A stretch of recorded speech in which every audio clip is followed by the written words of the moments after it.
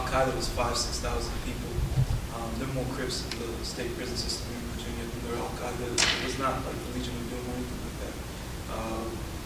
What's interesting about Pakistan, we don't find a lot of Al-Qaeda in Pakistan. Obviously there are some, a lot of us found there. But the actual numbers are not very great. What you see instead is factions of the Taliban and many factions that have come about since the American war in Afghanistan that have caused, like a regional earthquake in their region of militancy. The most pernicious threat to Pakistan, as it stands, is not Al-Qaeda, not even drone strikes. It's what we call the Pakistani Taliban, who want the overthrow of the Pakistani government. They differ from the Afghani Taliban, who want all American soldiers to leave. Pakistani Taliban want to overthrow the Pakistani government.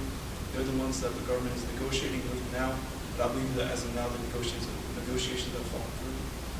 They're responsible for the majority of the suicide bombings, the killings, the general chaos that's been part of many regions of that country.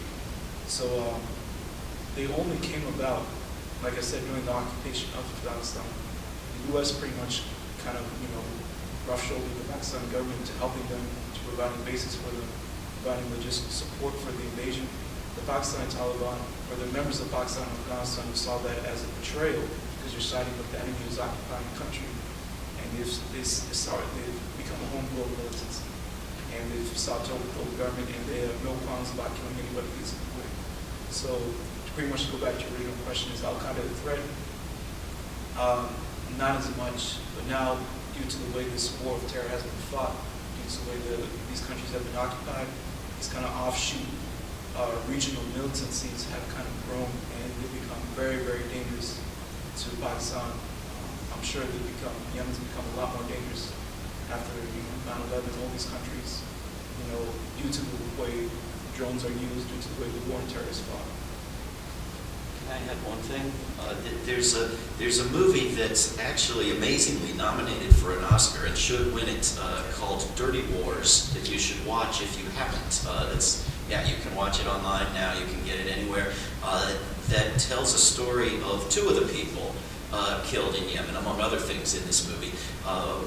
One, a man named Anwar al-Awlaki, who at the time of 9/11 was like the go-to moderate, mainstream American Muslim imam from Virginia, who could be relied on to say nice things about the United States, who then over the months and years following 9/11 saw the brutality and the injustice toward Muslims in the United States and toward the people of Afghanistan and Iraq, gradually turned against the United States and began advocating, speaking in support of violence against the United States, which I am not excusing but explaining. And that, as far as we know, is all he did, was say things.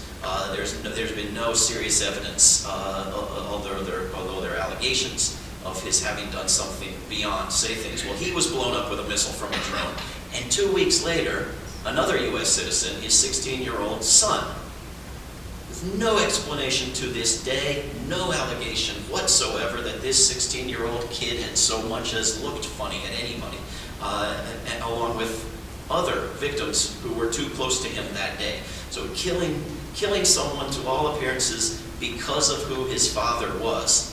And questioned about this, a White House spokesperson said he should have had a better father.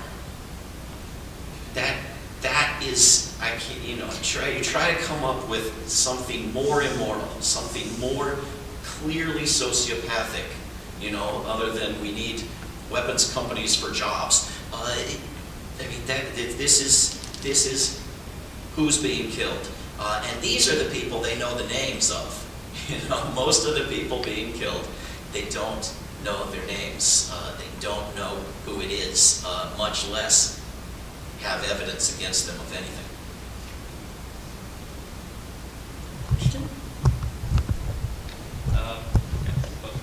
So, this might be an entirely separate topic, but we talked about the problems with drone warfare, all the backlash that causes. Are there any other ideas for how to deal with organizations like AQAP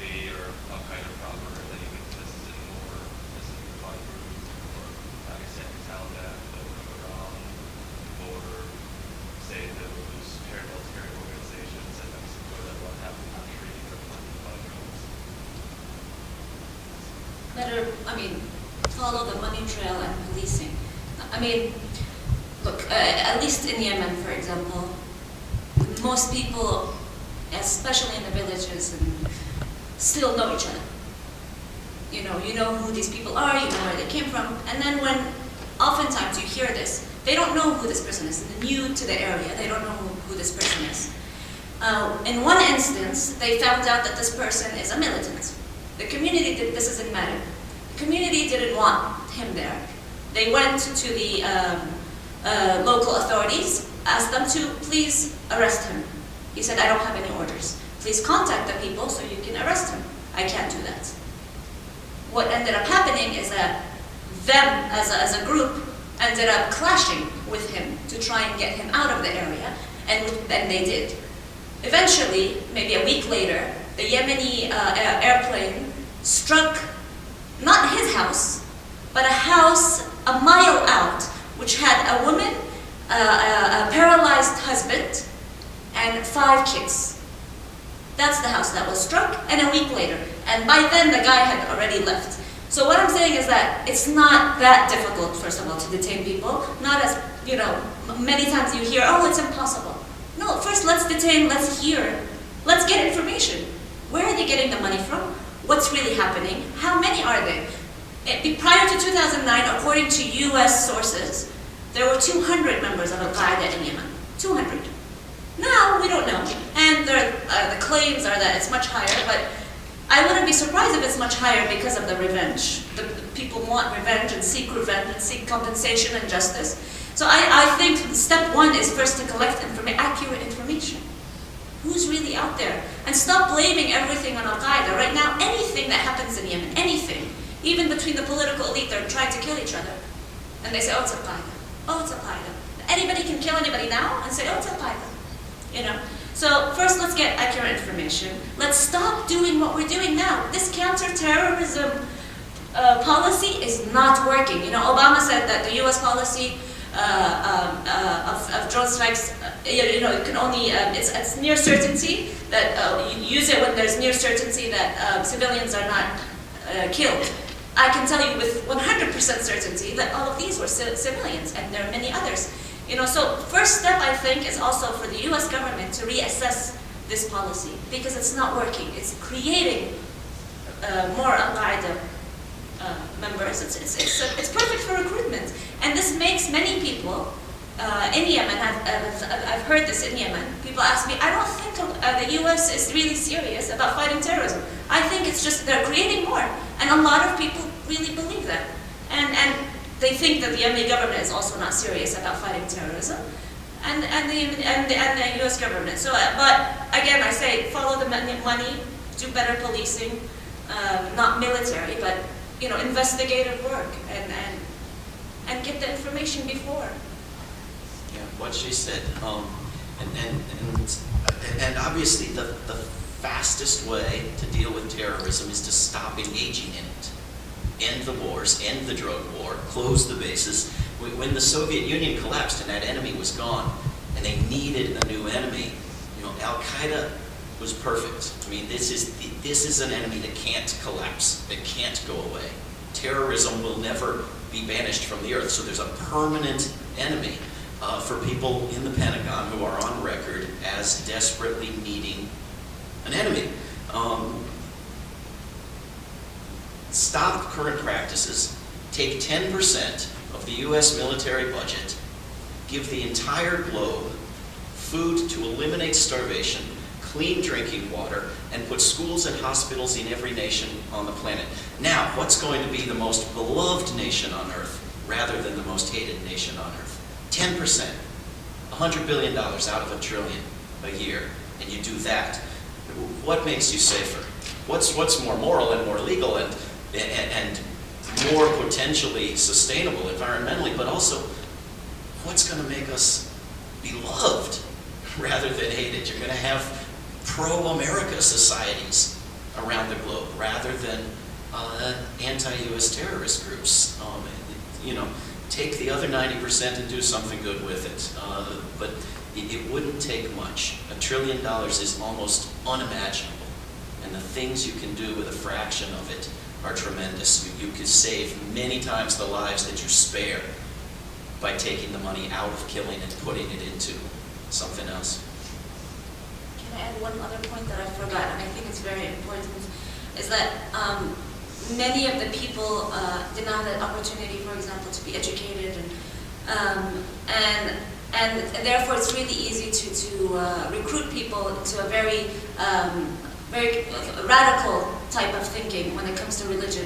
And I think when I say, for example, follow the money trail, there's a lot of money that's coming from Saudi Arabia, not necessarily from the government, but from very, let's say, very hardliners that promote hate even inside the country. So when we talk about like these terrorist groups that all they want is, they're anti-American, they're not necessarily just anti-American, they're anti their own people as well. Some of them are very extreme, and they're detrimental to Yemen itself, to Yemenis. And that's why you need also an internal for Muslims and people living in Muslim countries. There needs to be a discussion about this. There needs to be a debate, and there needs to be a better way of addressing this issue. We can't just be in denial about this. There is a problem, and some of the radical Muslims who are few in number, but unfortunately have lots of money, are brainwashing a lot of people, and that's something, people should also address. I think what else people look at is, I think I agree with these guys when they say you need policing to be a two-pronged assault, policing, education, eradication of some of these kind of variables that create terrorism, like poverty, lack of education. But I don't just say policing investigation because I like it to be that way. There's actually empirical evidence that works. I sincerely advise you to go check out this one guy. His name is Ali Safan. He's a retired ex-FBI agent. Frontline did a whole report on him called Interrogator. Now he says that he was very close to figuring out, the conspiracy to hit America on 9/11. He was very close to stopping 9/11. He was very close to figuring it out. I won't go into the full details there, but he relays basically the entire investigative techniques the FBI went through. They had Osama bin Laden on their terror list. They were honing in on. I'm not going to repeat the whole story. I advise you to go look it up yourself. Point being is that they were arresting people, they were interrogating them using old-fashioned police methods, old-fashioned investigative methods. And when 9/11 hit, there should not have been any occupations of countries. It should have been an international investigation and a trial, bringing in people, presenting evidence, and we would have probably avoided a lot of these problems. And most of the world, in fact, I think 100% of the world was probably on America's side. After 9/11, there's a great outpouring of sympathy. So if they went about it, this misguided policy, if they've went about an investigative mindset, put the FBI, put the CIA, put Interpol, work with different countries, and rounded up these suspected people, brought them to justice, things would have been very different. So I don't just say policing as in, I like there be policing, but we do have to live in this world of military. A lot of people that say that, I don't believe that there's evidence to suggest that good policing, good investigative work does solve these things. So, like I said, look up Ali Safan, the ex-FBI agent. I think he was Lebanese American, and he was very instrumental in the FBI helping stop a lot of these terrorists and putting a lot of, great investigations together. Any more questions? I think you gave a percentage out earlier. How many percent of Sunnis die as compared to actual terrorism? Was there? Well, there's a good report called Living Under Drones, co-authored by Jennifer Gibson, who was at Stanford and is now at Reprieve, an organization in the UK that looks at who were ordinary civilians, innocent of any suspicion whatsoever, who were low-level militants in some local struggle, and who were key high-value targets, people accused by the U.S. government without necessarily any evidence, but accused of being high-level Taliban, Al-Qaeda, etc. That third group was 2% at the time this report was done a year or more ago.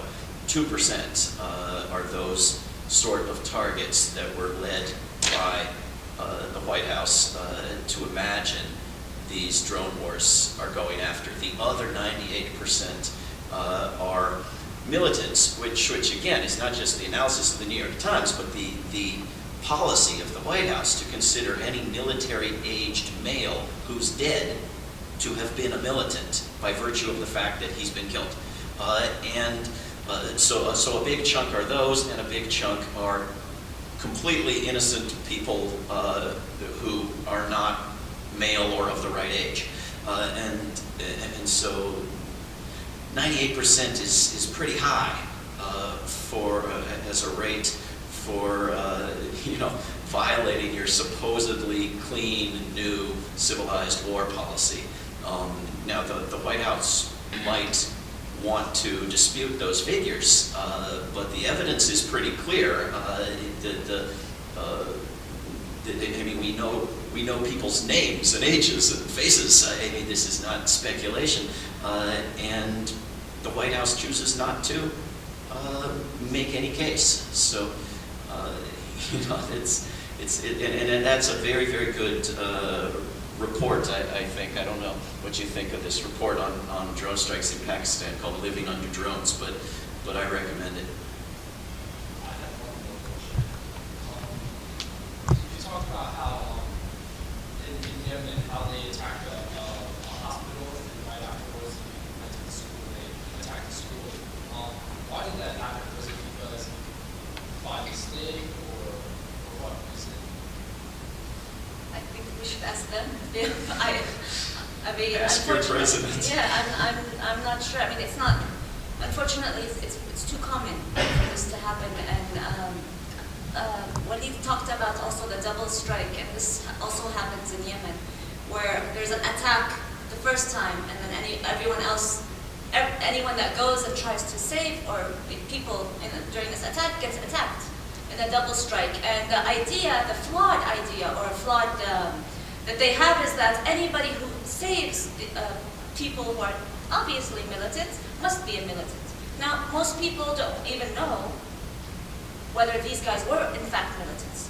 Second, if anywhere in the world you see people attacked in the building next door, I would hope that all of us would go and help before asking, excuse me, can I have your name and ID? And it's a ridiculous logic.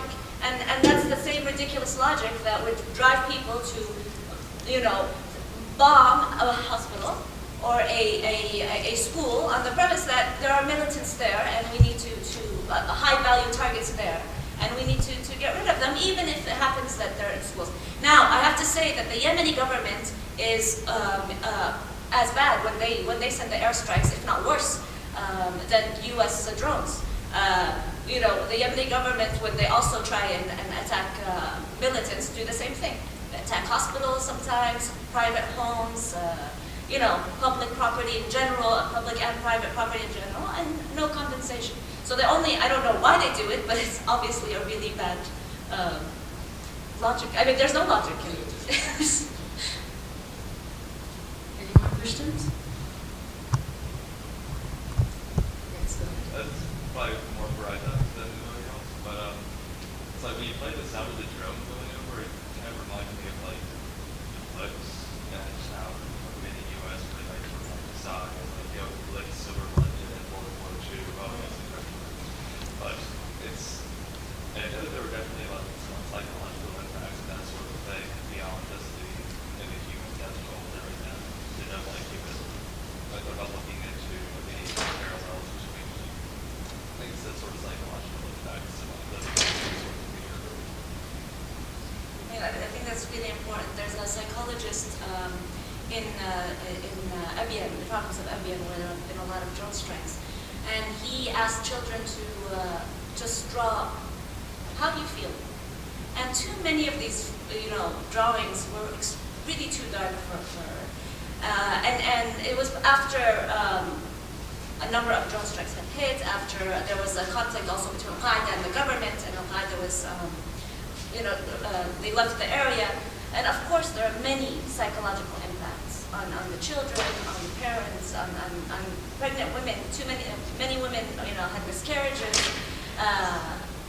One girl in school was telling me that every time she hears a drone, a plane, she doesn't know if it's a drone, she ends up, going to the bathroom and she doesn't know how to control it, and she's really worried about it because it's quite embarrassing. She was, in school, and they're little things that affect daily life. But it's something we don't think about, something obviously would be considered a luxury if we send in psychologists. It's necessary, of course. But when they're not getting basic medical treatment, it's going to be very difficult to send, psychologists to treat children. There were a group of people that tried to do art therapy for children, and there was an artist that went to that area and did a day singing, just to try and engage with the children in that area. But so these are individual community-based actions, but on a large scale, I think that's something that really needs to be addressed because it's a major problem. In the 50s, teachers in U.S. elementary schools would tell kids to duck and cover under their desk to protect themselves from Soviet nuclear bombs, as if that was going to do a damn bit of good. But the point was to scare the hell out of the kids. And they looked exactly like this kid who's hiding from U.S. drones. And if Americans saw those two pictures side by side and understood what their policy is doing to children in Yemen, that is the same thing that they imagined the Soviet Union doing to them or their grandparents, I think it would be quite powerful. So if anyone owns a television network, please see us afterwards. Definitely. I personally want to end on an important note, is that we tend to underestimate the impact we can have, like each and every one of us. One thing Atiaf was saying was that we really do need to raise awareness. I went to a DC Drone Summit conference, and Intisar was actually there, and I spoke to her about her coming here from Yemen, and she said that when she was initially told, and invited to come here, she said, no, why would I want to come to a country that hates me? And that's really what they see. They see that America hates them. And when we say America, we mean Americans, and when we say Americans, we're talking about every single one of us here in this room. It's portrayed that way, that we all hate them. So you really make a big impact when you show otherwise, when you raise awareness. When she was there at the conference, she was surprised at the amount of Americans she saw there that were against their government. And they don't know that back home. All they see are these drones that are flying in the sky that, this country wants to kill me. And that's what they see. And that's why raising awareness really is important, and every one of us can make an impact. So if you want to contact an organization, if you want to come up here after the event and speak to David, he has a lot of books that he's actually selling, or just, try to see where you can make a difference. That really does make a big change. And I definitely want to thank our speakers for coming tonight. And thank you for and the moment you've all been waiting for, you can go eat. So if you guys want to get some appetizers, some Middle Eastern desserts, go ahead. If you have any questions for any of our speakers.